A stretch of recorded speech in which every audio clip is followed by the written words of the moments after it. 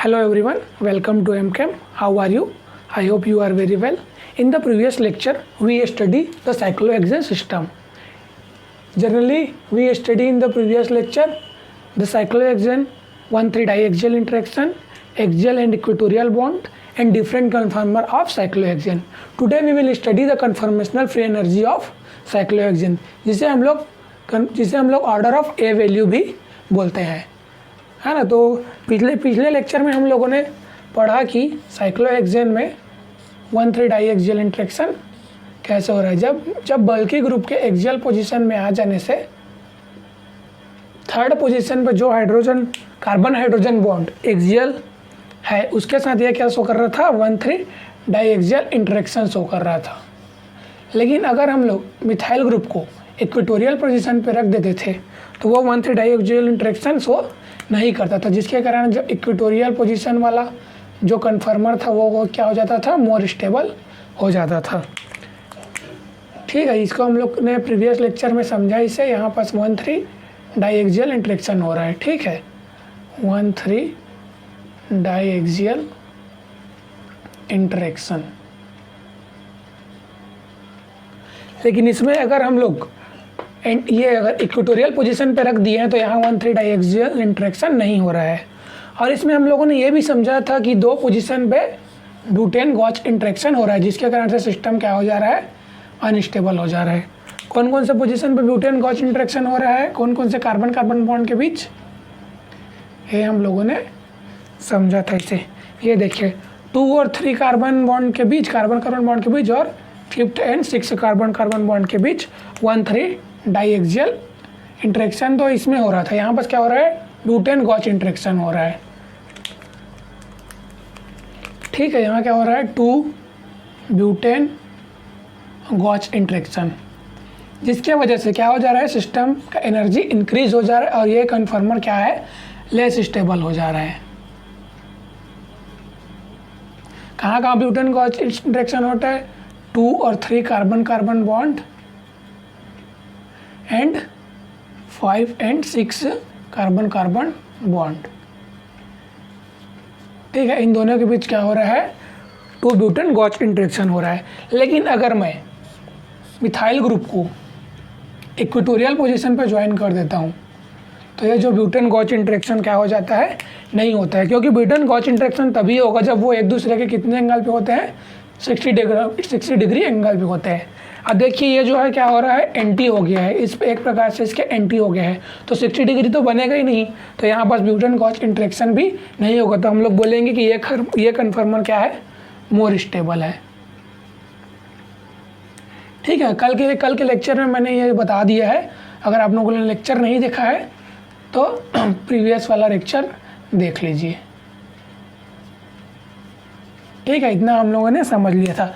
अब आज हम समझेंगे कि ये कन्फर्मेशनल फ्री एनर्जी होता क्या है ना। ये कन्फर्मेशनल फ्री एनर्जी जो है ये जनरली एनर्जी डिफरेंस है, किसके बीच का, एक्सियल एंड इक्वेटोरियल सब्स्टिट्यूएंट के बीच का एनर्जी डिफरेंस है। ये देखिए यहाँ पास मैंने टेबल पे ये डाटा कुछ लिया हुआ है, ये आप लोगों को याद नहीं करना है ना। ये हम लोग देखेंगे, ये जो है एनर्जी डिफरेंस है। जब हम लोग फ्लोरीन को एक्सियल में और इक्वेटोरियल पोजीशन में रख रहे हैं तो जो एनर्जी का डिफरेंस है वो कितना आ रहा है, ये डाटा के थ्रू देखिए यहाँ पास लिखा हुआ है। टर्सरी ब्यूटाइल का देखिए डिफरेंट एनर्जी कितना है, 20 किलो जूल पर मोल है। तो टर्सरी ब्यूटाइल इसलिए हमेशा कहाँ से प्रीफर करता है, इक्वेटोरियल पोजीशन पे। ठीक है, पहले हम लोग इसको समझ लेते हैं कि ये एक्चुअली में है क्या।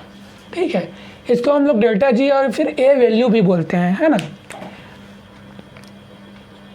इट इज एनर्जी डिफरेंस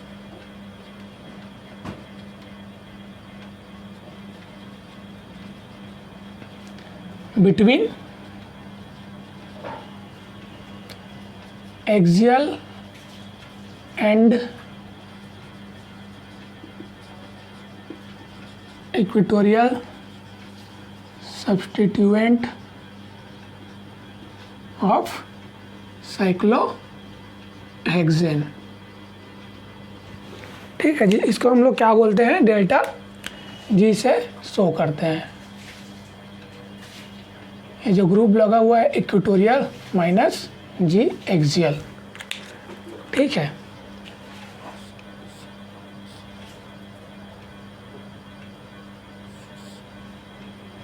यहाँ पास एक ग्रुप लगा है एक्सियल में,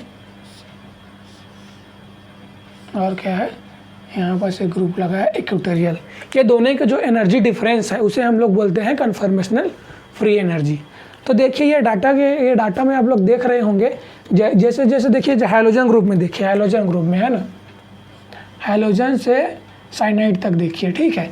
इनका लगभग जो कन्फर्मेशनल जो एनर्जी डिफरेंस है वो लगभग सेम है ना, लेकिन फ्लोरीन का साइज़ तो बहुत छोटा है। तो उसको अगर हम लोग एक्सियल पोजीशन पे रखते भी हैं तो हाइड्रोजन के साथ क्या शो नहीं करेगा, 1,3 डाई एक्सियल इंटरेक्शन बहुत कम शो करेगा, नेग्लेक्ट टाइप में शो करेगा, है ना। लेकिन जब क्लोरीन, ब्रोमीन, आयोडीन हम लोग पीरियोडिक टेबल में जानते हैं down the group size atom का साइज़ क्या होता है, इंक्रीज होता है। तो इसमें देखिए जब क्लोरीन का जो फ्री एनर्जी डिफरेंस है कितना है, 1.80 है, ब्रोमीन का 1.59 है, आयोडीन का 1.80 है। तो इन दोनों, इसमें देखिए दिनों में तो साइज़ क्या है, साइज़ तो इंक्रीज़ हो रहा है। आयोडीन का साइज़ बिगर होता है, ब्रोमीन का साइज़ स्मॉल होता है। जब आयोडीन का साइज़ बिगर है तो इसका ज़्यादा आना चाहिए, है ना, इसका जो कन्फर्मेशनल एनर्जी डिफरेंस है वो ज़्यादा आना चाहिए।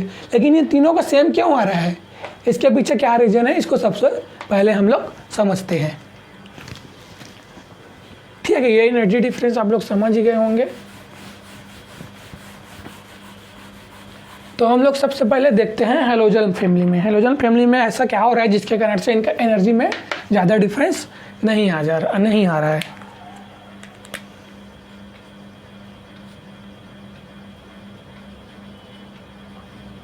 अगर हैलोजन ग्रुप लगा हुआ है X इज इक्वल टू है फ्लोरीन, क्लोरीन, ब्रोमीन और आयोडीन, तो इसमें किस वजह से इनका जो एनर्जी डिफरेंस है वो इक्वल है, अप्रॉक्सीमेटली सेम है ना। तो चलिए हम लोग इसका रीजन पता करते हैं। सबसे पहले फ्लोरीन का समझ लेते हैं ना। फ्लोरीन का जो है एनर्जी डिफरेंस बहुत कम है। जिसका एनर्जी डिफरेंस कम होगा, सबसे कम होगा, वो हमेशा कहाँ प्रीफर करेगा, एक्सियल पोजीशन पे प्रीफर करेगा।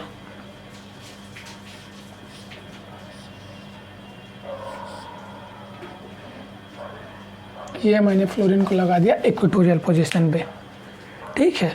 अब देखिए फ्लोरीन का क्या है, साइज तो छोटा है, मैं मॉडल के थ्रू आप लोगों को समझाता हूँ।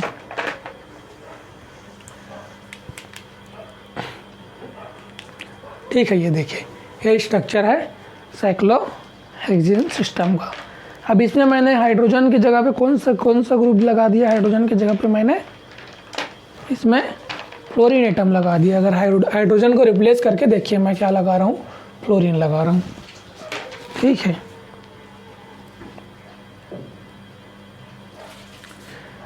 ये ब्लू कलर का एटम फ्लोरीन है, ठीक है। मैंने हाइड्रोजन को रिप्लेस करके फ्लोरीन लगा दिया।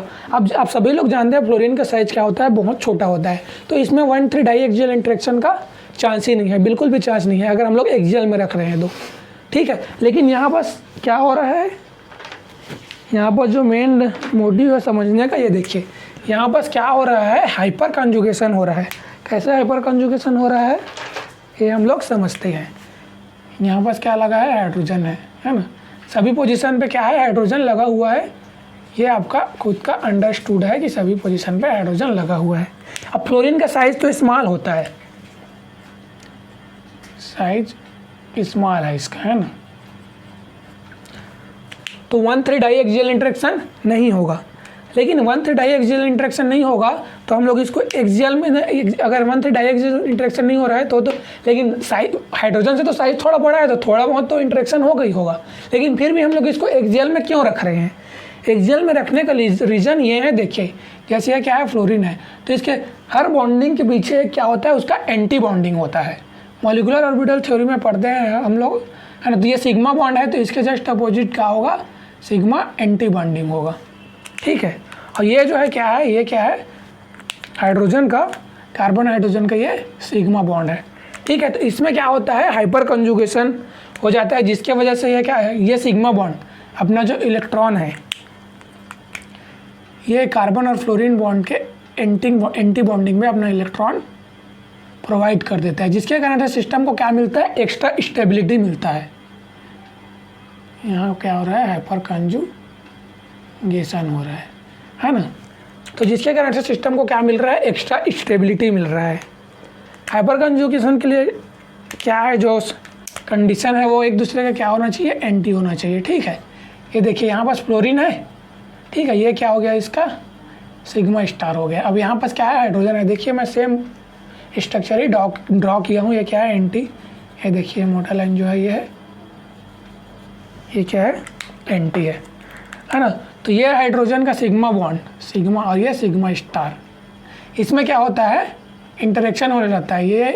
ये जो ये कार्बन और हाइड्रोजन के बॉन्ड के बीच में जो इलेक्ट्रॉन प्रेजेंट है वो हाइपर कॉन्जुगेशन के थ्रू क्या करता है, फ्लोरीन के एंटी बॉन्डिंग में सिग्मा इलेक्ट्रॉन को डालता है, जिसके कारण से इसको एक्स्ट्रा स्टेबिलिटी मिलता है और ये स्टेबल होता है। लेकिन अगर हम फ्लोरीन को अगर इक्वेटोरियल पोजीशन पर रख देने से, देखिए फ्लोरीन को अगर हम लोग इक्वेटोरियल पोजीशन पे रख दे रहे हैं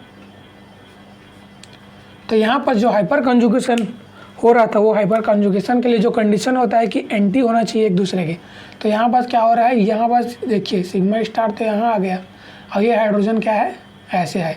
अब ये जो है एक दूसरे के एंटी नहीं हो रहा है, जिसके कारण से यहाँ हाइपर कंजुगेशन नहीं हो रहा है। इसीलिए हम लोग बोलते हैं कि फ्लोरीन हमेशा क्या, कौन से साइड पे ज्वाइन करना प्रीफर करता है, एक्सियल पोजीशन पे। तो फ्लोरीन हमेशा कहाँ जुड़ेगा, एक्सियल पोजीशन को प्रीफर करेगा। इसीलिए उसका एनर्जी डिफरेंस भी क्या है, देखिए बहुत कम है एनर्जी डिफरेंस। अब फ्लोरीन को आप लोग सभी समझ ही गए होंगे। अब हम लोग समझते हैं आयोडीन, ब्रोमीन और क्लोरीन का।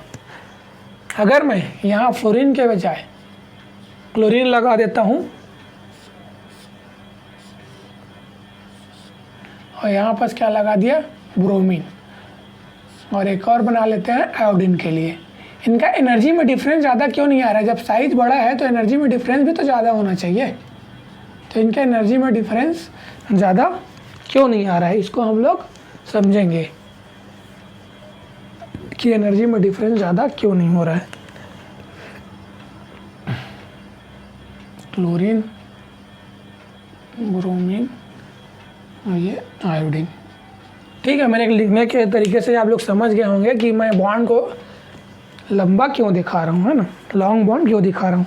आप लोग सभी लोग जानते ही होंगे जैसे जैसे एटम का साइज बढ़ता है तो जो जॉइंट एटम है और जो ये कार्बन और ये आयोडीन है, आयोडीन का साइज बढ़ गया, तो जैसे जैसे साइज बढ़ता है तो बॉन्ड लेंथ भी क्या होता है, इंक्रीज होता है। अब देखिए जैसे फर्स्ट में देखिए ये जो ब्लू एटम है ये क्या है, क्लोरीन है। ठीक है, फर्स्ट में मैंने क्लोरीन लगाया है। अब क्लोरीन की जगह पे अगर सेकेंड पोजीशन में अगर हम लोग देखें, अगर क्लोरीन की जगह में हम लोग कोई दूसरा ग्रुप ज्वाइन कर दे, ठीक है, जैसे कि ब्रोमीन, ठीक है, तो अब देखिए बॉन्ड लेंथ क्या हो गया, ये देखिए ये है, ये देखिए ये क्लोरीन का है, ये ब्रोमीन का है और ये क्लोरीन का है।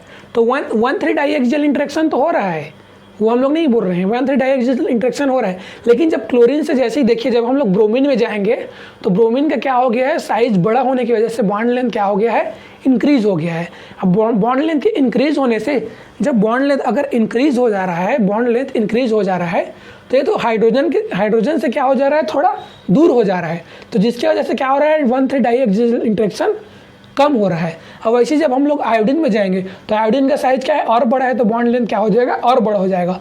तो जो ये कार्बन और हाइड्रोजन 1,3 पोजीशन पे कार्बन और हाइड्रोजन बॉन्ड है, यहाँ पर जो 1,3 डाइएक्सियल इंटरेक्शन था वो और कम हो गया है बॉन्ड लेंथ इंक्रीज होने की वजह से। इसीलिए इन लोग का लगभग जो है कन्फर्मेशनल फ्री एनर्जी क्या आ रहा है, सेम आ रहा है।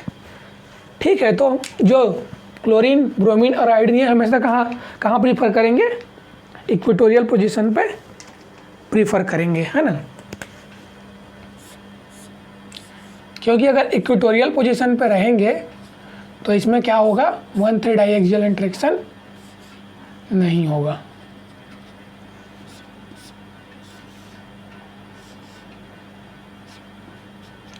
ठीक है, ये क्या है, एक्सियल है, ये भी क्या है, एक्सियल है, ये भी क्या है, एक्सियल है, और यहाँ हम लोगों ने क्या कर दिया, इक्वेटोरियल कर दिया। ठीक है, तो ये क्या है, मोर स्टेबल है। क्यों है मोर स्टेबल, क्योंकि यहाँ 1,3 डाइएक्सियल इंटरेक्शन नहीं हो रहा है। ठीक है। फ्लोरीन का आप लोग समझ ही गए होंगे, फ्लोरीन का साइज छोटा है जिसके कारण उसमें क्या है 1,3-डाइऑक्सिल इंटरेक्शन बहुत कम हो रहा है, और प्लस उसमें क्या हो रहा है हाइपर कंजुगेशन भी हो रहा है, इसीलिए फ्लोरीन हमेशा कहाँ प्रीफर करेगा, एक्सियल प्रीफर करेगा। ठीक है, यहाँ पर भी हो रहा है 1,3-डाइऑक्सिल इंटरेक्शन, लेकिन साइज बड़ा होने के यहाँ पर क्या हो रहा है हाइपर कंजुगेशन हो रहा है, लेकिन साइज बड़ा होने की वजह से क्या हो जा रहा है, इसमें जो डाइऑक्सिल इंटरेक्शन बहुत ज़्यादा फेवर कर रहा है, इसीलिए हम लोग इक्वेटोरियल पे पोजीशन प्रीफर करते हैं, जिससे क्या होता है मोर स्टेबल होता है।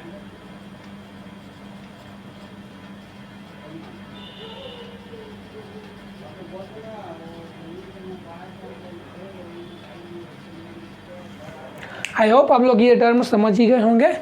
तो ठीक है, अब हम लोग हैलोजन फैमिली को समझ गए। अब हम लोग आते हैं OH ग्रुप में। देखिए OH ग्रुप है, OCH3 ग्रुप है और OET ग्रुप है। इन सभी का देखिए कन्फर्मेशनल एनर्जी लगभग क्या है, अप्रॉक्सीमेटली 2 के आसपास ही है ना, 2.98। ये जो है क्या है प्रोटिक सॉल्वेंट। प्रोटिक सॉल्वेंट के होने से क्या, अगर हाइड्रोजन रहेगा, हाइड्रोजन की जगह पे अगर कुछ और ग्रुप लगा देंगे तो क्या होगा, बड़ा ग्रुप आ जाएगा, जिसके कारण से इसका जो है एनर्जी क्या हो रहा है एक्सियल पोजीशन पे, ये क्या हो रहा है इंक्रीज हो जा रहा है, जी एनर्जी डिफरेंस इंक्रीज हो जा रहा है। ठीक है, OCH3 और OET और OCO-CH3 इसको OAC भी बोलते हैं। इन चारों का देखिए जो एनर्जी डिफरेंस है लगभग क्या है 2 पॉइंट के आसपास ही है। तो इसमें ऐसा क्यों हो रहा है, हम लोग इसे समझते हैं, है ना। जब ग्रुप दूसरा है तो एनर्जी डिफरेंस के भी तो ज़्यादा डिफरेंस आना चाहिए, लेकिन इसमें एनर्जी डिफरेंस ज़्यादा क्यों नहीं आ रहा है, हम लोग इसे समझते हैं। अगर एक्सियल पोजीशन पे कौन कौन सा ग्रुप आ जाए, OH है ना, OCH3 और OET और क्या है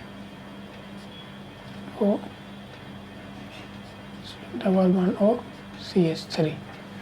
ठीक है, इन ग्रुप के लग जाने से कैसे 1,3-डाइऑक्सियल इंटरेक्शन हो रहा है, इसे हम लोग समझते हैं।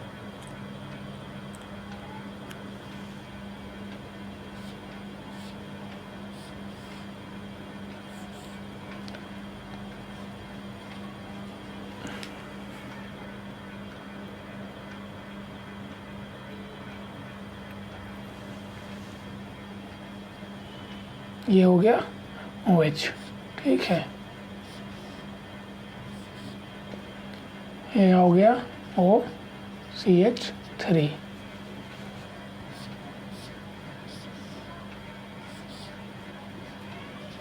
OET।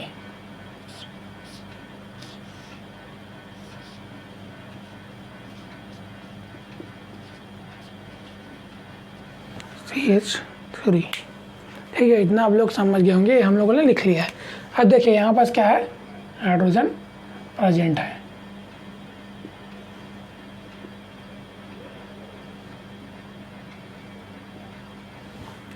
तो यहाँ पास क्या हो रहा है 1,3-डाइऑक्सियल इंटरेक्शन शो हो रहा है, लेकिन सभी में एनर्जी डिफरेंस इतना कम क्यों है ना, सभी का लगभग सेम ही है।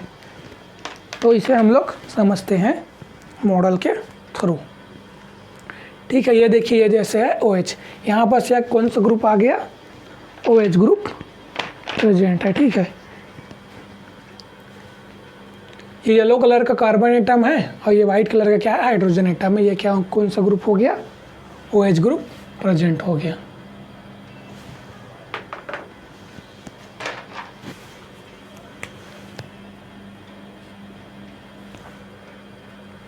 अब देखिए हम लोग क्यों इन लोग का कन्फर्मेशनल एनर्जी डिफरेंस जो है वो लगभग सेम आ रहा है। देखिए ये OH है, ये तो ऑक्सीजन और इसमें तो 1,3-डाइऑक्सियल इंटरेक्शन हो रहा है ना। इस कार्बन हाइड्रोजन और इस कार्बन हाइड्रोजन जो 1,3 पोजीशन पे है, यहाँ पर तो 1,3-डाइऑक्सियल इंटरेक्शन हो रहा है ना। फर्स्ट सेकेंड थर्ड इसमें 1,3-डाइऑक्सियल इंटरेक्शन हो रहा है। अब OH को जब मैं H को हटाऊँ, H तो साइड में है ना, तो उतना ज़्यादा इससे इफेक्ट हमको नहीं दिख रहा है। लेकिन अब मैं H को हटा के अगर CH3 को लगा दूँ, CH3 ग्रुप अगर लगा दे, जिसको हम लोग मिथॉक्साइड बोलते हैं, OMe है ना। ये देखिए ये जब मैंने CH3 ग्रुप लगा दिया तो अब इस ग्रुप के बल्कि आ जाने की वजह से इसमें हल्का सा थोड़ा सा ज़्यादा इंटरेक्शन होने लगता है। लेकिन ये देखिए ये तो इसी के डायरेक्शन में है नहीं, इससे कौन से अपोजिट डायरेक्शन में है। ये जो है ये क्या है अपोजिट डायरेक्शन में है इससे। तो 1,3-डाइऑक्सियल इंटरेक्शन तो हो रहा है ऑक्सीजन के साथ, है ना। यहाँ पास लोन पेयर भी प्रेजेंट है। खैर लोन पेयर का साइज हमेशा क्या होता है, एटम से बहुत छोटा होता है, तो ये डाइएक्सियल इंटरेक्शन शो नहीं करेगा। हम ग्रुप को देख रहे हैं जो उसके साथ सब्स्टिट्यूशन लगा है। अब हम लोगों ने CH3 को लगा के क्या जोड़ दिया, इथॉक्साइड OET लगा दिया, इथाइल ग्रुप लगा दिया। तो इस इथाइल ग्रुप के लगने से, है ना, मैं सिंपल एटम से आप लोगों को इसको बता देता हूँ कि ये इथाइल ग्रुप है। ठीक है, ये देखिए, ये रेड वाला जो है ये क्या है, इथाइल ग्रुप है ना, ये क्या है, ऑक्सीजन एटम है, ये जो है ऑक्सीजन एटम है। अब ये क्या है, ये इथाइल ग्रुप तो मिथाइल से भी बड़ा होता है, तो इसका भी थोड़ा डाइएक्सियल इंटरेक्शन जो है इसके साथ थोड़ा ज़्यादा होगा। अब COCH3 आ गया, ये तो इथाइल से भी ज़्यादा बड़ा ग्रुप है, तो इसका भी डाइएक्सियल इंटरेक्शन थोड़ा ज़्यादा होगा। लेकिन ये डायरेक्ट इफेक्ट नहीं ला रहा है 1,3 डाइएक्सियल में। डाइएक्सियल इंटरेक्शन में ये क्या है, दूर है। जो 1 और 3 पोजीशन पे हाइड्रोजन है, इसके तुलना में ये क्या है, थोड़ा दूर है, तो इसीलिए इसमें क्या हो रहा है, डाइएक्सियल इंटरेक्शन लगभग इन सभी में सेम ही आ रहा है। ठीक है, ये आप लोग समझ ही गए होंगे। अब मैं आप लोगों को बताता हूँ, जब ये हम लोग NH2 और NO2 ग्रुप है, तो देखिए NH2 ग्रुप में, है ना, पहले इसका ये सभी कहाँ प्रीफर करेंगे, कंडीशन भी उसके लिए आप लोग को देखना पड़ेगा ना। ऐसे नहीं कि जैसे OH है तो हमेशा एक्सियल में ही प्रीफर, इक्वेटोरियल में ही प्रीफर करेगा, ऐसा नहीं है। अगर कहीं कहीं जैसे 3 पोजीशन पे हाइड्रोजन बॉन्डिंग का चांस रहेगा, तो ये कहाँ प्रीफर करेगा, एक्सियल में भी रहना प्रीफर करेगा। वो भी केस हम लोग अभी आगे पढ़ेंगे।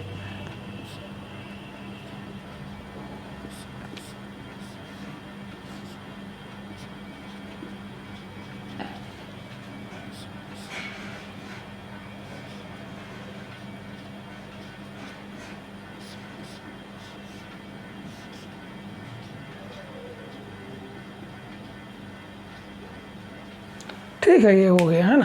तो ये सब क्या है, मोर स्टेबल है, ये सभी जो है मोर स्टेबल। ये सभी आप लोग अपने कॉपी में बना लीजिए, ताकि आप लोगों को भी याद रहेगा कि कौन सा कन्फर्मर ज़्यादा स्टेबल है। भी क्या है, मोर स्टेबल। ये सभी क्या है, लेस स्टेबल है।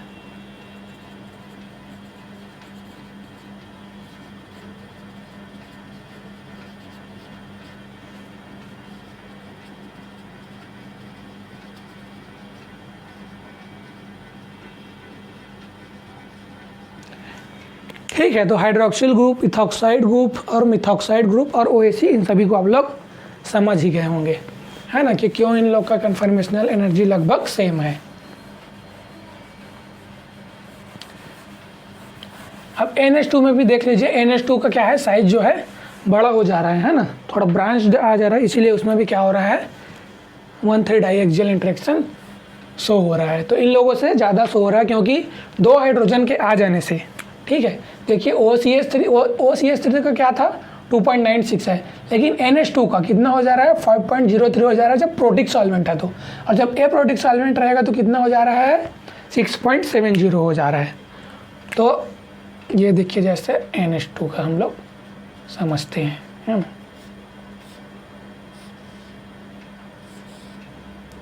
एक्सियल पोजीशन पे क्या आ गया, NH2 आ गया।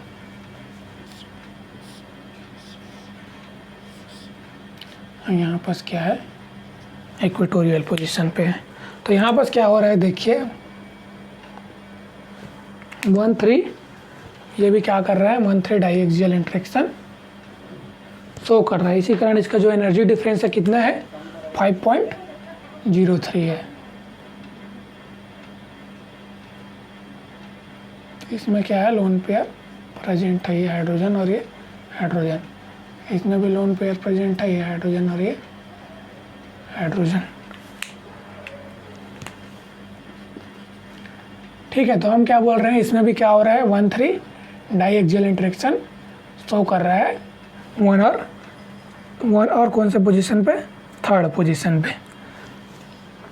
है ना। तो इसको हम लोग समझते हैं कि 1 और 3rd पोजीशन पे ज़्यादा 1,3 डाइएक्सियल इंटरेक्शन क्यों शो कर रहा है।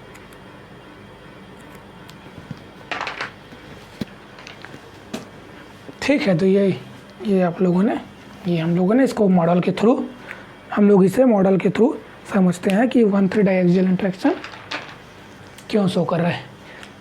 ये देखिए, जैसे ये मॉडल है, यहाँ पर हम लोग कौन सा ग्रुप, नाइट्रोजन और 2 हाइड्रोजन ग्रुप ऐड कर देते हैं, जिससे हम लोग को समझने में क्या होगा, हम लोग आसानी से इसे समझ पाएंगे।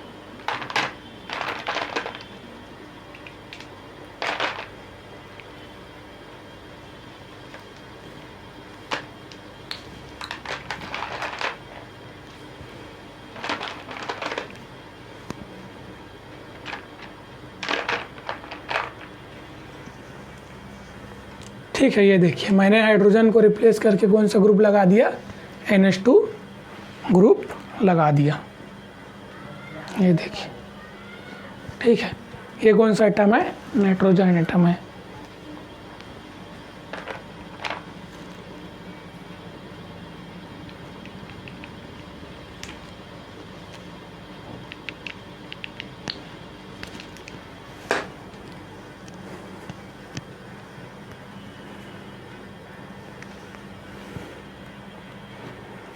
ठीक है, ये देखिए, ये जैसे ये क्या है, नाइट्रोजन का ये है, ये कौन सा एटम है, नाइट्रोजन है, ये क्या है, हाइड्रोजन है, ये हाइड्रोजन, और ये क्या है, लोन पेयर है।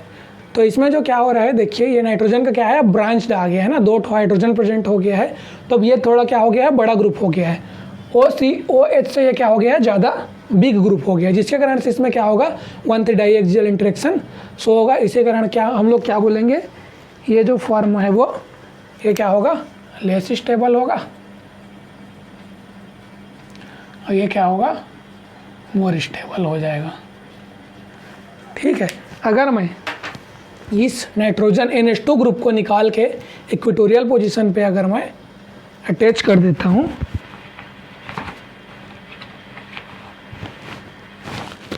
ठीक है, ये देखिए NH2 ग्रुप को मैंने निकाल के कहाँ अटैच कर दिया, इक्वेटोरियल पोजीशन पे।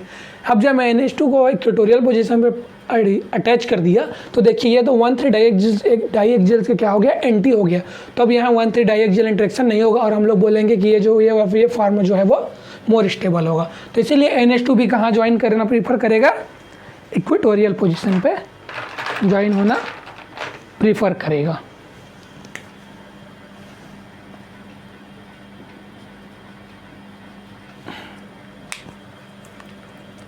ये क्या है, एक्सियल पोजीशन पे है।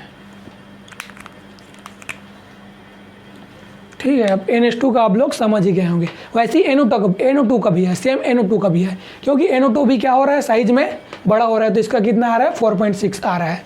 अब COOH और COOMe का, इसका भी सेम वही कंडीशन है, साइज बड़ा हो रहा है तो कितना एनर्जी डिफरेंस क्या हो रहा है, बढ़ जा रहा है। अब CH3 का बहुत ज़्यादा क्यों आ जा रहा है, CH3 का हम लोग देखते हैं। ठीक है, हम लोग CH3 का समझते हैं कि CH3 में ज़्यादा एनर्जी डिफरेंस क्यों आ जा रहा है। अगर हम लोग CH3 की बात करें तो ये देखिए, CH3 का मैं आप लोगों को मॉडल के थ्रू समझा रहा हूँ। ठीक है, अगर CH3 कहाँ लग जाए,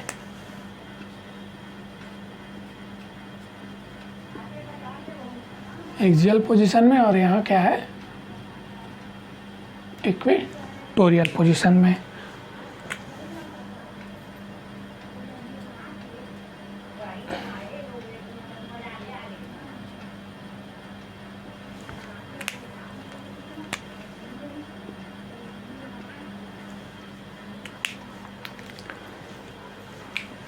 ठीक है, ये देखिए, अगर मैंने CH3 को कहाँ रख दिया है,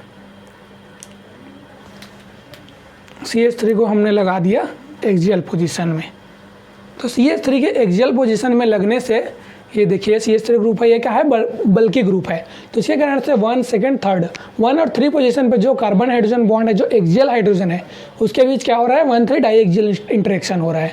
और प्लस इसमें 2 ब्यूटेन गॉच इंटरेक्शन भी हो रहा है। कौन कौन से बॉन्ड के साथ, ये कार्बन कार्बन बॉन्ड के साथ और ये कार्बन कार्बन बॉन्ड के साथ 1,3 ब्यूटेन गॉच इंटरेक्शन हो रहा है। प्रीवियस लेक्चर में हम लोगों ने इसे समझ ही ले लिया है। लेकिन अगर हम लोग इसको इक्वेटोरियल पोजीशन पे अगर ज्वाइन करते हैं, अगर हम लोग इसे इक्वेटोरियल पोजीशन पे ज्वाइन करते हैं, तो देखिए इक्वेटोरियल पोजीशन में जो है 1,3 ब्यूटेन गॉच इंटरेक्शन जो है, ब्यूटेन गॉच इंटरेक्शन भी नहीं हो रहा है और 1,3 डाइएक्सियल इंटरेक्शन भी नहीं हो रहा है। इसीलिए हम लोग बोल रहे हैं कि ये क्या है, मोर स्टेबल है, और ये क्या है, लेस स्टेबल है। ठीक है, ये फॉर्म जो है लेस स्टेबल है। उसके बाद वैसे देखिए इथाइल, जब अगर इथाइल को अगर हम लोग एक्सियल में डालेंगे तो इसका एनर्जी डिफरेंस कितना हो जा रहा है, 8.1 हो जा रहा है।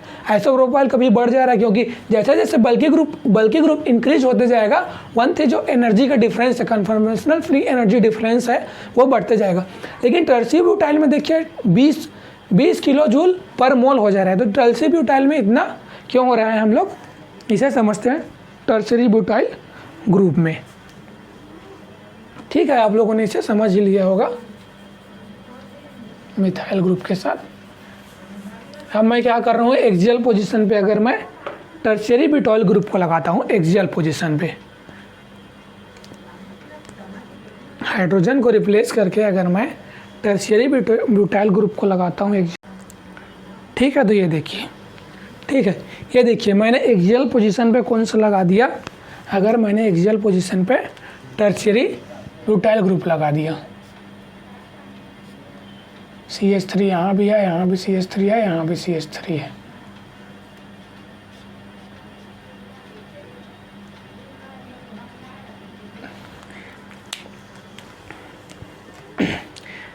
ये देखिए मॉडल में आप लोगों को दिख रहा होगा, ये कौन सा ग्रुप है, टर्शियरी ब्यूटाइल ग्रुप है ना। ब्यूटेन मतलब 4 कार्बन रहेगा, first, second, third, fourth, 4 carbon. देखिए अब इतना बड़ा ग्रुप के आ जाने की वजह से यहाँ 1,3 डाइएक्सियल तो बहुत हो रहा है, लेकिन ये क्या कर रहा है, जो इसका रोटेशन है, रिंग का जो फ्लिपिंग होता है ना, उसको लॉक कर दे रहा है। ये देखिए फ्लिप का हो नहीं पाएगा, क्योंकि ये हाइड्रोजन और ये हाइड्रोजन बॉन्ड क्या हो रहे हैं, एक दूसरे को क्या कर रहे हैं, लॉक कर दे रहे हैं। तो ये रोटेट नहीं हो पाएगा, फ्लिपिंग इसमें नहीं हो पाएगा, इसीलिए हम लोग इसे लॉकिंग ग्रुप भी कहते हैं। लेकिन अगर मैं टर्शियरी ब्यूटाइल को इक्वेटोरियल पोजीशन पे कर दूं, देखिए अगर टर्शियरी ब्यूटाइल को हम लोग इक्वेटोरियल पोजीशन पे कर दे, तो देखिए अगर टर्शियरी ब्यूटाइल को मैं इक्वेटोरियल पोजीशन पे कर देता हूँ, तो देखिए 1,3 डाइएक्सियल इंटरेक्शन तो नहीं हो रहा है, साथ में जो 2 ब्यूटेन गॉच इंटरेक्शन था वो भी नहीं हो रहा है, और ये लॉकिंग सिस्टम की तरह ये भी अब ये क्या कर रहा है, लॉकिंग सिस्टम नहीं है अभी। तो इसीलिए हम लोग बोल रहे हैं कि इक्वेटोरियल पोजीशन पे, इसीलिए इसका एनर्जी डिफरेंस है बहुत ज़्यादा, इसीलिए हो जा रहा है क्योंकि ये बहुत बड़ा बल्कि ग्रुप है, इसीलिए इसका जो पोजीशन है, वो एनर्जी डिफरेंस है, वो बहुत ज़्यादा आ रहा है। तो जो इक्वेटोरियल पोजीशन पे होगा वो क्या होगा, वो कन्फर्मर क्या होगा, मोर स्टेबल होगा, ये क्या होगा, लेस स्टेबल होगा। जनरली ये एग्जिस्ट ही नहीं करेगा। ठीक है, आप इसको लिख लीजिए कि टर्शियरी ब्यूटाइल ग्रुप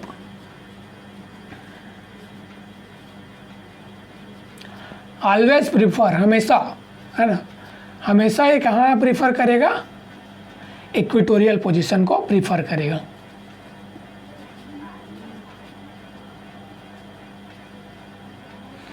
ठीक है, टर्शियरी ब्यूटाइल ग्रुप को हमेशा एक्सियल करेगा। अब अगर हम लोग टर्शियरी ब्यूटाइल के, ठीक है, टर्शियरी ब्यूटाइल को तो समझ लीजिए, अब फिनाइल को हम लोग समझते हैं। फिनाइल ग्रुप अगर एक्सियल पोजीशन पे हम लोग फिनाइल ग्रुप ले आते हैं तो कैसा इंटरेक्शन शो करेगा और उसका एनर्जी कितना दिखाएगा, एनर्जी डिफरेंस, है ना। ठीक है, अब हम लोग समझ गए हैं, टर्शियरी ब्यूटाइल का समझ गए। अगर हम लोग फिनाइल को ले आते हैं एक्सियल पोजीशन पे, अगर हम लोग फिनाइल ग्रुप को ले आते हैं एक्सियल पोजीशन पे, पीएच ग्रुप को, और इक्वेटोरियल पोजीशन पे पीएच ग्रुप को, तो ये फिनाइल का क्या होता है, साइज बड़ा होता है, जिसके कारण इसका कन्फॉर्मेशनल फ्री एनर्जी क्या होता है, ज़्यादा होता है। तो सभी केस में हम लोगों को देखना है कि इतना बड़ा ग्रुप है, जितना बड़ा ग्रुप रहेगा उसको हम लोगों को कहाँ अटैच करना है, इक्वेटोरियल पोजीशन पे। तो ये क्या होगा, लेस स्टेबल होगा, और ये क्या होगा, मोर स्टेबल होगा। ठीक है, तो हम लोगों ने ये डाटा से सभी को समझ लिया, सभी ग्रुप को समझ लिया कि कन्फर्मेशनल फ्री एनर्जी जो है ज़्यादा क्यों हो रहा है, एनर्जी डिफरेंस ज़्यादा क्यों हो रहा है और कम कब हो रहा है। कब एक्सियल में रहेगा तो कम होगा, इक्वेटोरियल में रहेगा तो कम होगा, एक्सियल में रहेगा तो ज़्यादा होगा। अब मैं ये ऑर्डर बता रहा हूँ, इसको आप सभी लोगों को याद रखना है, ये वेरी इंपॉर्टेंट है। इस ऑर्डर को आप लोगों को याद रखना है।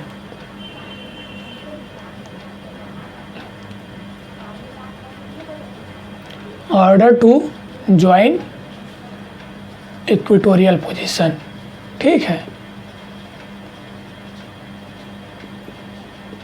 इसे आप लोगों को याद करना है। देखिए सबसे ज़्यादा किसका कन्फर्मेशनल फ्री, किसका एनर्जी डिफरेंस सबसे ज़्यादा है, जिसका एनर्जी डिफरेंस सबसे ज़्यादा रहेगा वो ऑलवेज कहाँ प्रीफर करेगा, इक्वेटोरियल पोजीशन पे प्रीफर करेगा। तो देखिए सबसे पहले कौन सा आ जाएगा, tertiary butyl. Tertiary butyl group सबसे पहले रहेगा, इक्वेटोरियल पोजीशन में जाना प्रीफर करेगा।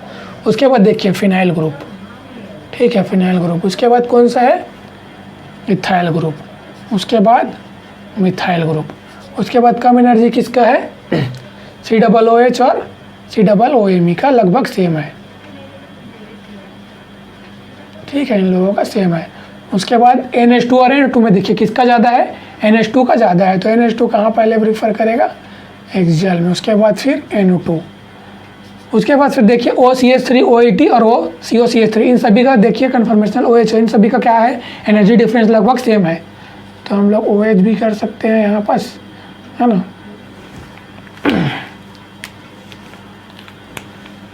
OCH3 भी आ जाएगा, OET भी आ जाएगा और COCH3 भी आ जाएगा। इन सभी का लगभग कन्फर्मेशनल फ्री एनर्जी सेम ही रहेगा। उसके बाद फिर देखिए किसका आएगा, उसके बाद फिर हेलोजन को ले लीजिए, है ना, एक से मतलब हेलोजन है, और उसके बाद साइनाइड सबसे लास्ट में।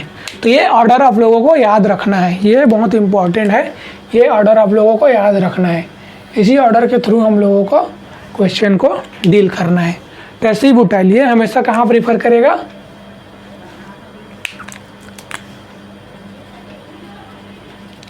ऑलवेज प्रीफर इन कहाँ, इक्वेटोरियल पोजीशन।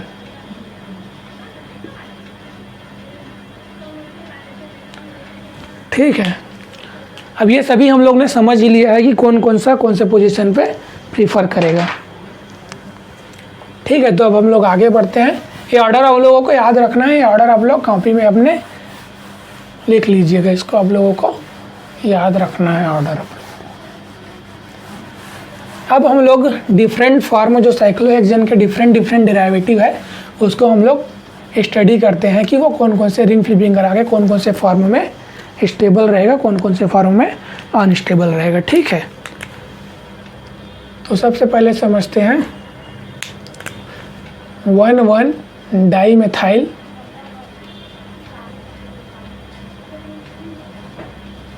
साइक्लोहेक्सेन। ठीक है, 1,1 डाइमेथाइल साइक्लोहेक्सेन का स्ट्रक्चर कैसा होगा,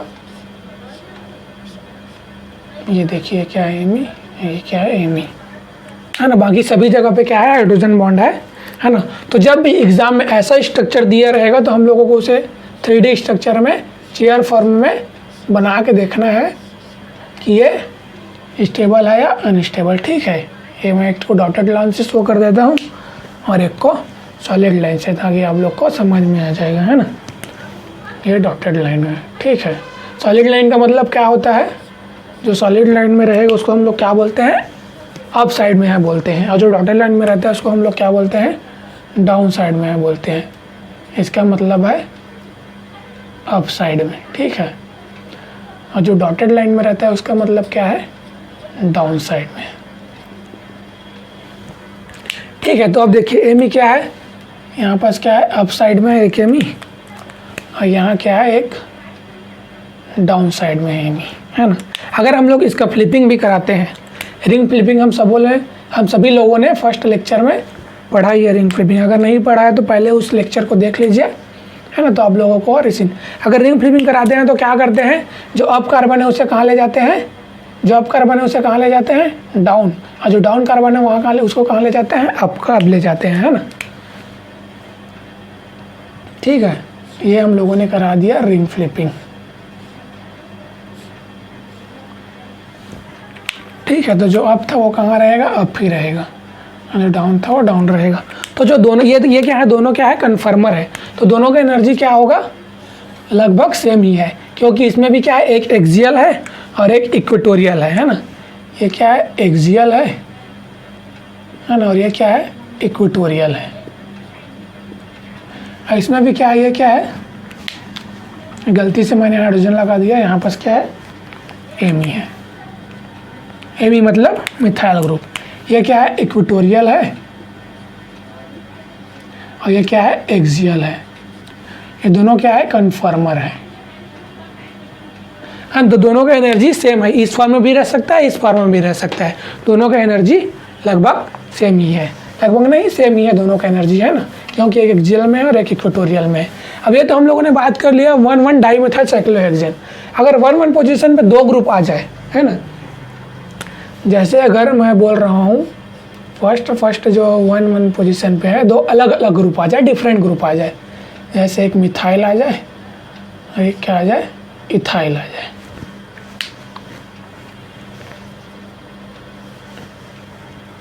ठीक है, ये क्या है, इथाइल ग्रुप है।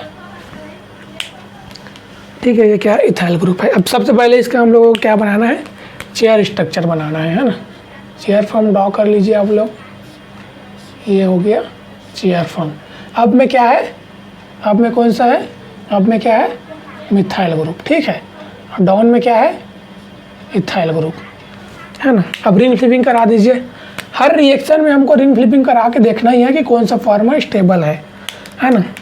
इसमें क्या है, मिथाइल क्या है, एक्सियल है, और इसमें इथाइल क्या है, इक्वेटोरियल है। ठीक है, अब रिंग फ्लिपिंग कराएंगे तो कहाँ करेंगे, इसको कहाँ ले जाएंगे, डाउन कार्बन को कहाँ ले जाएंगे, अप साइड ले जाएंगे, और अप साइड का कार्बन को कहाँ ले जाएंगे, डाउन साइड ले जाएंगे। जब RF करेंगे हम लोग, रिंग फ्लिपिंग कराएंगे, तो ये कैसा स्ट्रक्चर बनेगा, ये देखिए। ठीक है, अब क्या हो गया, मिथाइल कहाँ चला गया, इक्वेटोरियल बन चला गया, और जो इथाइल क्या है, एक्सियल आ गया। इक्वेटोरियल, इथाइल क्या आ गया, एक्सियल आ गया। ठीक है, मैं इसे आप लोग को मॉडल के थ्रू बताता हूँ। ये क्या है, ये क्या है, लेस स्टेबल है। क्यों लेस स्टेबल है, क्योंकि देखिए ये क्या है, इथाइल का जो है कन्फर्मेशनल एनर्जी डिफरेंस कितना है, 8.1 है, लेकिन मिथाइल का कितना है, 7.5 है। तो जिसका कन्फर्मेशनल एनर्जी डिफरेंस ज़्यादा रहेगा वो कहाँ प्रीफर करेगा, इक्वेटोरियल पे प्रीफर करेगा। तो इक्वेटोरियल वाला क्या हो जाएगा, मोर स्टेबल हो जाएगा। ठीक है, क्योंकि बड़ा ग्रुप आ जाने से क्या करेगा, ये 1,3 डाइएक्सियल इंटरेक्शन, यहाँ पर देखिए कहाँ 1,3 डाइएक्सियल इंटरेक्शन शो करेगा, इस हाइड्रोजन के साथ और इस हाइड्रोजन के साथ। ये क्या करेगा, 1,3 डाई। हालांकि इसमें भी 1,3 डाइएक्सियल इंटरेक्शन शो हो रहा है मिथाइल के साथ, लेकिन वो क्या है, इथाइल की तुलना, इथाइल के कंपैरिजन में क्या है, कम 1,3 डाइएक्सियल इंटरेक्शन शो कर रहा है। देख लीजिए यहाँ खुद आप लोग देख लीजिए, इसका कितना है एनर्जी डिफरेंस, 8.1 है। इसीलिए हम लोग बोलेंगे कि इथाइल कहाँ ज्वाइन करेगा, इक्वेटोरियल पोजीशन पे ज्वाइन करेगा। तो ये वाला जो कन्फर्मर क्या है, मोर स्टेबल है, और ये कन्फर्मर क्या है, लेस स्टेबल है। अब जैसे हम लोग 1,1, जैसे ये तो 1,1 पोजीशन पे हम लोग क्या लिए, डिफरेंट ग्रुप ले लीजिए, है ना।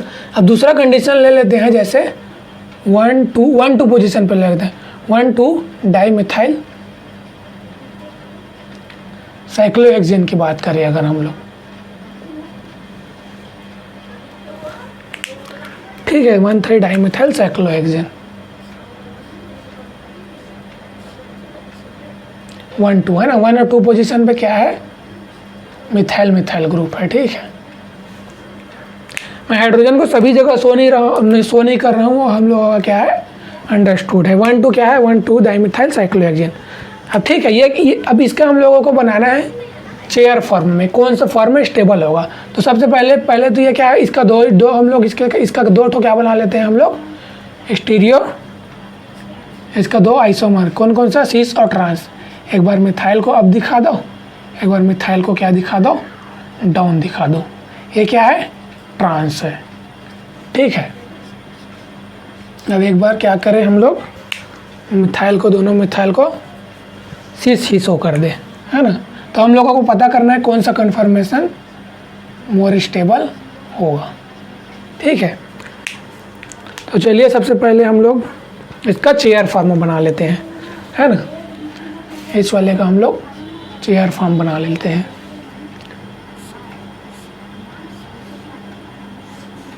फर्स्ट सेकंड, कहीं भी आप फर्स्ट सेकंड काउंटिंग कर सकते हैं, ये कोई आयोपेक नंबरिंग नहीं है ना, सिंपल नंबरिंग है। 6, ठीक है, 1 2 3 4 5 6।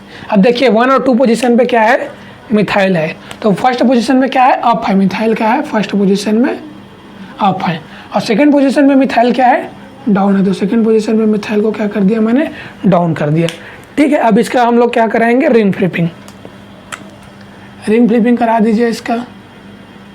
अभी देखिए कौन कौन से पोजीशन में है, अभी ये क्या है, एक्सियल है, तो यहाँ से तो 1,3 डाई एक्सियल इंटरेक्शन हो रहा है ना। ये क्या है, एक्सियल पोजीशन पे है, तो 1,3 डाई एक्सियल इंटरेक्शन हो रहा है। और ये भी क्या है, एक्सियल पोजीशन पे है, तो यहाँ भी क्या हो रहा है, 1,3 डाई एक्सियल इंटरेक्शन यहाँ भी शो कर रहा है।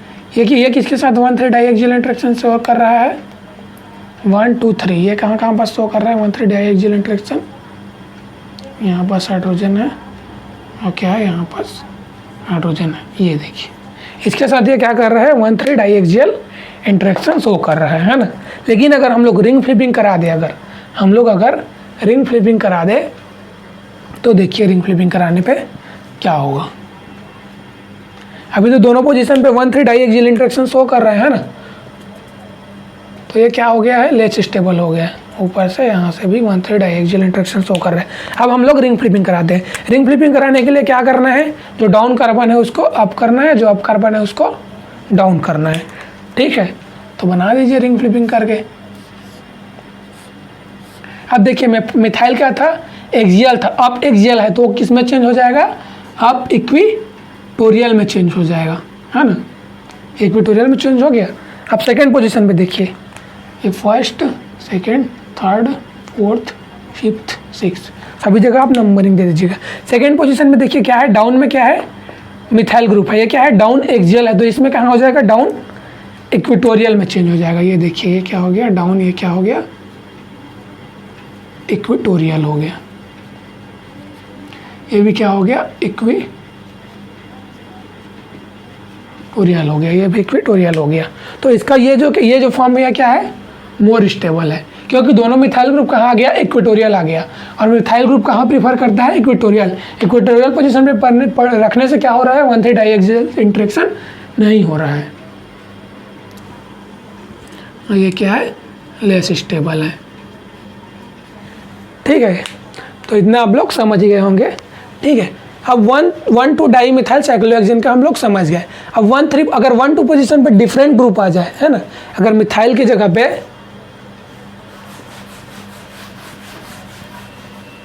एक मिथाइल को मैं रिप्लेस करके क्या डाल दूं, अगर इथाइल रख दे, अगर 1,2 पे क्या रख दे, इथाइल रख दे, है ना।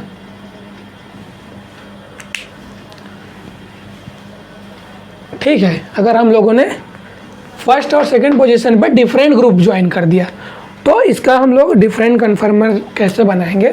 सबसे पहले इसका देखिए, ए का, ये क्या है, बी है, ये क्या है, ट्रांस है, और ये क्या है, सीस है ना। तो सबसे पहले हम लोग ए का बनाते हैं। यहाँ पास कौन सा ग्रुप है, मिथाइल ग्रुप है, और यहाँ पास क्या है, इथाइल ग्रुप है। सबसे पहले कौन सा ड्रा करना है हम लोगों को, सबसे पहले आप लोग चेयर फॉर्म ड्रा कर लीजिए। ये चेयर फॉर्म ड्रा हो गया। अब यहाँ पास क्या है, एमी ग्रुप है ना, अप है। यहाँ पे इथाइल क्या है, डाउन है। ये टी क्या है, डाउन है। ठीक है, ये दोनों क्या है, एक्सियल में है, एक्सियल है ये भी, और ये भी क्या है, एक्सियल है। ठीक है, अब हम लोगों को क्या है, रिंग फ्लिपिंग कराना है। ठीक है, तो रिंग फ्लिपिंग के लिए क्या कंडीशन है, जो अप कार्बन है उसे डाउन करना है, जो डाउन कार्बन है उसे अप करना है।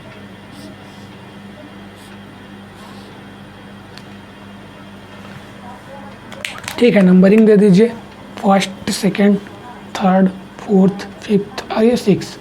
ये क्या हो गया, first, second, third, fourth, fifth और 6। देखिए फर्स्ट पोजीशन में अप है तो मैंने अप लगाया है, सेकंड पोजीशन में डाउन है तो मैंने डाउन किया है।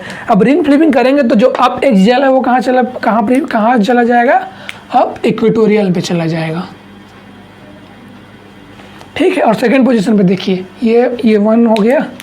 नंबरिंग पहले दे दीजिए, अगर इससे क्या होता है आप लोग को इजीली समझ में आता है कि कौन सा पोजीशन है। अब सेकंड पोजीशन में देखिए डाउन एक्सियल है तो ये क्या हो जाएगा, डाउन इक्वेटोरियल हो जाएगा 80। ठीक है, अब देखिए ये फॉर्म जो है कि यहाँ क्या आ गया, मिथाइल क्या है, इक्वेटोरियल, दोनों कहाँ है, इक्वेटोरियल पोजीशन पे है, और ये भी क्या है, इक्वेटोरियल पोजीशन पे है। ठीक है, तो अब इक्वेटोरियल से आयनाइजेशन का जो एनर्जी डिफरेंस है क्या है, बहुत कम हो जाता है। तो इसलिए ये फॉर्म क्या होगा, ये फॉर्म जो है ये मोर स्टेबल होगा, और ये क्या होगा, लेस स्टेबल होगा। ये दोनों क्या है, डिफरेंट कन्फर्मर है।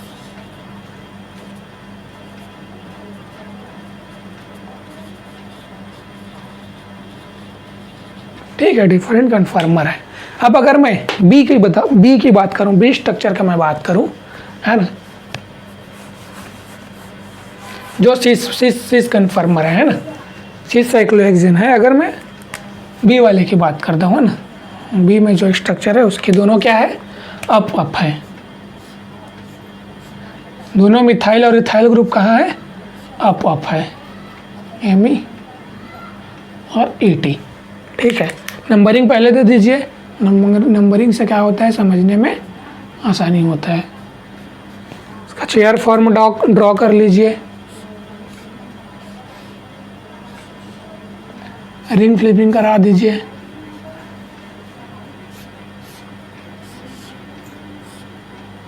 अब इतना समझ गया तो टाइम नहीं लगना चाहिए, है ना, जल्दी जल्दी हो जाना चाहिए। देखिए first, second, third, fourth, fifth, 6, first, second, third, fourth, fifth और ये 6।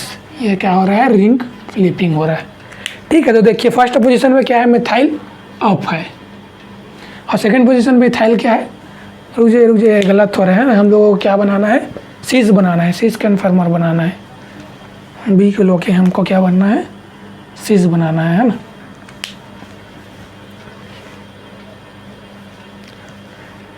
ठीक है, तो अब देखिए मैं बी वाले को ले रहा हूँ। बी पोजीशन पे क्या है, दोनों मिथाइल और इथाइल सिस पोजीशन पे है, तो मैंने दोनों को कहाँ रख दिया, सिस पोजीशन पे। अब देखिए फर्स्ट में एमी क्या है, अप है, और सेकंड में भी ये भी एमी क्या है, अप है। ये भी मिथाइल क्या, ये इथाइल क्या है, अप है। ठीक है, तो दोनों कहाँ चला गया, इक्वेटोरियल में। दोनों कहाँ है, इक्वेटोरियल पोजीशन में दोनों। लेकिन अगर हम रिंग फ्लिपिंग कराते हैं तो रिंग फ्लिपिंग में देखिए जो अप एक्सियल था वो क्या हो जाएगा, अप इक्वेटोरियल में चेंज हो जाएगा, एमी। और जो देखिए अप इक्वेटोरियल था वो कहाँ चेंज हो जाएगा, अप एक्सियल में चेंज हो जाएगा। तो ये क्या हो गया, ये इथाइल ग्रुप कहाँ आ गया, ये इथाइल ग्रुप कहाँ आ गया, एक्सियल पोजीशन पे आ गया, जिसके कारण से अब ये क्या हो जाएगा, लेस स्टेबल हो जाएगा, है ना। क्योंकि इथाइल ग्रुप क्या है, इथाइल ग्रुप को देखिए कन्फर्मेशनल एनर्जी डिफरेंस कितना है, 8.1 है। तो ये कहाँ ज्वाइन करना प्रीफर करता है, इक्वेटोरियल पोजीशन पे ज्वाइन करना प्रीफर करता है। लेकिन यहाँ पर क्या है, एक्सियल पोजीशन में है, तो ये क्या है, लेस स्टेबल है, और ये क्या है, मोर स्टेबल है। ठीक है, तो ये जो थे डिफरेंट कन्फर्मर थे साइक्लोहेक्सेन के। ठीक है, तो आज के लिए इतना ही रखते हैं, बाकी हम लोग नेक्स्ट लेक्चर में और इसके डिफरेंट डेरिवेटिव को अच्छे से समझेंगे। तब तक के लिए good bye, keep educating yourself.